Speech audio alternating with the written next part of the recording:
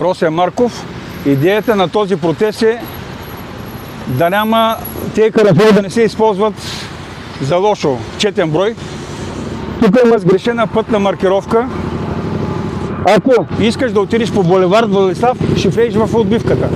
Но ако не искаш да влезеш по булевард Владислав, влизаш в кръговото. Веднага в дясно има пътна маркировка М11, която задължава да завиш надясно. Левия има пътна маркировка М10, задължително направо надясно. Левия удра десния. Редовно катастрофи. Ако аз и други като мене не сме катастрофирали още, това е само защото сме на спирачката.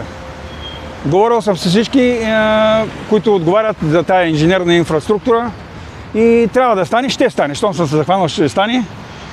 Ако не, следващия ми протест ще бъде с игра, с обръчи, с гимнастички. Повечето неща съм успял все нестандартно, явно може и така да... Може да поканя и националките. И какво казвам накрая?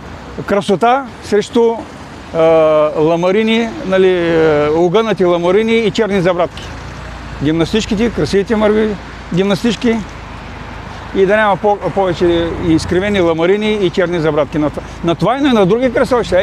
Елипсовидното е същото. Елипсовидното кръстовище е същото.